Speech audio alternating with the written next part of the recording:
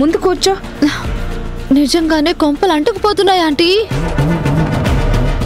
ఏమైంది శ్రావ్య? కాస్త అర్థమయ్యేటట్టు చెప్పు. నా బ్రతుకు కొల్లేరు కొల్లమైపోయింది ఆంటీ. ఇంకా ఏమీ మిగల్లేదు, అంతా అయిపోయింది. అలా చెప్తే నాకెలా అర్థమవుతుంది? ఏదైతే జరగకూడదని మనం అనుకున్నామో, దేన్నైతే ఆపాలని మనం ట్రై చేసామో అది జరిగిపోయింది ఆంటీ. నా లైఫ్ అంతా నాశనం అయిపోయింది.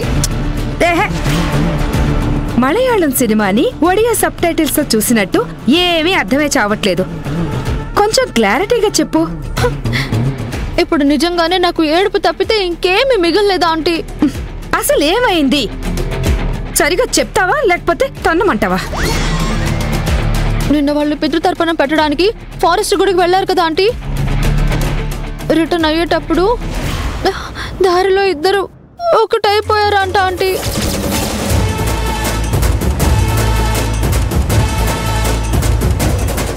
వాట్? నీకెలా తెలిసింది? జ్యోతి రాజీవులు మాట్లాడుకుంటుంటే విన్నాను ఆంటీ. రాత్రి ఏం జరిగిందంటే,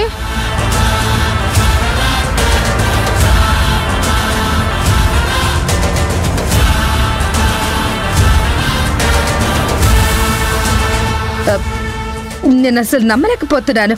నమ్మి తీరాలా ఆంటీ? వాళ్ళిద్దరూ మనసు విప్పి మాట్లాడుకుంటుంటే నేను చాటు నుంచి విన్నాను. మామూలుగానే జ్యోతి కొంగు పట్టుకుని తిరుగుతూ ఉంటాడు రాజీవ్. ఇక నా వైపు కన్నెత్తి కూడా చూడడు. ఇప్పుడు వాళ్ళిద్దరూ అలా కలిసిపోయారంటే రాజీవ్ పూర్తిగా జ్యోతికి సొంతమైనట్టే. ఇక రాజీవ్ నాకు దక్కనట్టే. జ్యోతి ఇంత షాక్ ఇచ్చిందేంటి? నేను ఒక వైపు నుంచి పద్మవ్యూహం పన్నుతుంటే జ్యోతి మరొక వైపు నుంచి తెలివిగా అడుగులు వేసి రాజీవ్ని తన వైపు తిప్పుకుంటుందన్నమాట. శ్రావ్య టెన్షన్ పడుతుందంటే రాజీవ్ ఇక తనకు దక్కడేమో. ఆంటీ, నేను ఇక టెన్షన్ పడుతుంటే మీరు అలా ఆలోచిస్తున్నారేంటి? నీ గురించి ఆలోచిస్తున్నాను శ్రావ్య. నాకు ఈ విషయం అస్సలు మింగుడు పట్టం లేదు. మనం ఇన్ని ప్లాన్లు వేసి ఇంత బుర్ర బద్దలు కొట్టుకుని రాజీవ్ని దగ్గర చేసుకోవాలనుకుంటే కథ మొత్తం అడ్డం తిరిగింది. ఇప్పుడు ఆ జ్యోతిదే పై చేయింది. రాజీవ్ ఇంకా నాకు దూరం అయిపోయినట్టే. ఆ జ్యోతి ఇంక ఇల్లు వదిలి వెళ్ళిపోదు. అలా డిసప్పాయింట్ అవ్వక శ్రావ్య. జరిగిన దానికి మనం ఏమీ చేయలేము. కాకపోతే జ్యోతి మీద రాజీవ్ మనసు విరిగిపోయి నీ మీద మనసు పడేలాగా చెయ్యొచ్చు. ఇదే మన ముందున్న మార్గం. రాజీవ్ మనసు ఎలా విరిగిపోతుంది? జ్యోతి ఇంటి నుంచి ఎలా వెళ్ళిపోతుంది? త్వరగా చెప్పండి ఆంటీ. రాజీవ్ కోసమే కదా ఆంటీ ఆ శారదాని మా అమ్మ కాకపోయినా అమ్మ అని పిలుస్తున్నాను. ఆ దరిద్రాన్ని నేను భరిస్తున్నాను. దాని ఇంటి చుట్టూ తిరుగుతున్నాను. ఇప్పుడేం చేయాలో మీరు త్వరగా చెప్పండి ఆంటీ. తొందరపడకు. ఇలాంటి వాటికి ఇన్స్టెంట్ ఐడియాలు వర్కౌట్ అవ్వవు. మనం కొంచెం దీర్ఘంగా ఆలోచించాలి. లేకపోతే అదే మనకు రివర్స్ అవుతుంది. ఈసారి ప్లాన్ వేస్తే వాళ్ళు సర్ప్రైజ్ అవ్వాలి. జ్యోతికి దిమ్మ తిరిగి మైండ్ బ్లాంక్ అవ్వాలి. అలాంటి ప్లాన్ నేను ఆలోచిస్తాను. ఇప్పుడు నువ్వు వెళ్ళు. అది కాదా ఆంటీ? అసలు నీకు నేనున్నాను. ధైర్యంగా వెళ్ళు. ఏమో ఆంటీ, మీరున్నారన్న ధైర్యంతోనే ఇక్కడ నుంచి నేను వెళ్తున్నాను ఇప్పుడు.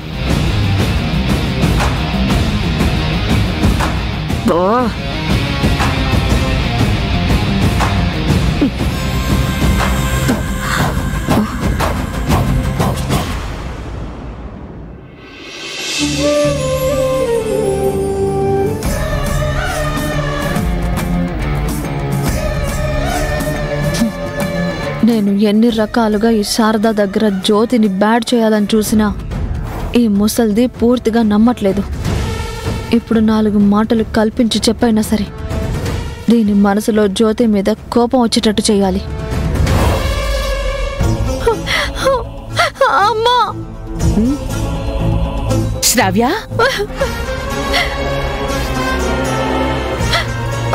అమ్మా! శ్రావ్య,